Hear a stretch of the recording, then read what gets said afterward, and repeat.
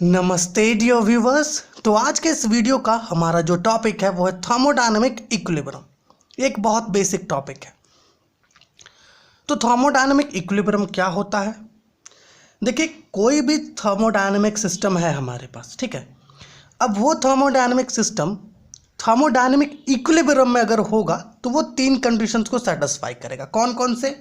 एक तो वो थर्मल इक्विलिब्रियम में होगा, दूसरा मैकेनिकल इक्विलिब्रियम में होगा और तीसरा केमिकल इक्विलिब्रियम में होगा। तो चलिए पहले इन तीनों को बारी बारी से समझ लेते हैं कि ये तीनों क्या होते हैं।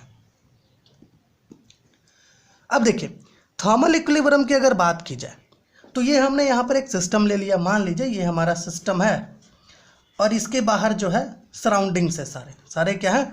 सराउंडिंग्स है, ठीक है। अब ये सिस्टम का जो डिफरेंट पार्ट्स है, हर एक पार्ट का जो टेम्परेचर है वो है T, मतलब सिस्टम का टेम्परेचर कांस्टेंट है। और जो सराउंडिंग है, इस सराउंडिंग का टेम्परेचर भी T है। मतलब है कि सिस्टम का टेम्परेचर और सराउंडिंग का टेम्परेचर ये दोनों सेम है, दोनों इक्विलिब्रियम में है। इट मीन्स है कि जो सिस्टम है ये थर्मल इक्विलिब्रियम में है। अगर मैकेनिकल इक्विलिब्रियम की बात करें तो मान लीजिए ये सिस्टम हमने लिया, इसका डिफरेंट पार्ट्स है, सिस्टम का डिफरेंट पार्ट्स है और हर डिफरेंट पार्ट पर जो फोर्स है वो सेम है F। बिल्कुल उसी तरीके से सराउंडिंग के कारण इस पर जो फोर्सेस है वो फोर्सेस अनबैलेंस्ड नहीं है, कहीं पर भी सब जगह बैलेंस्ड है। कहीं पर भी सिस्टम के किसी भी पार्ट पर कहीं पर भी अनबैलेंस्ड फोर्सेस नहीं है, ठीक है। तो जो सिस्टम होगा ये मैकेनिकल इक्विलिब्रियम में होगा।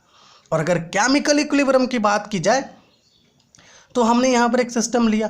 अगर इस सिस्टम में किसी भी तरह का कोई केमिकल रिएक्शन नहीं हो रहा है, केमिकल रिएक्शन अगर होगा तो उसका जो कंपोजिशन है उसमें थोड़ा सा चेंज आता है, ठीक है ना।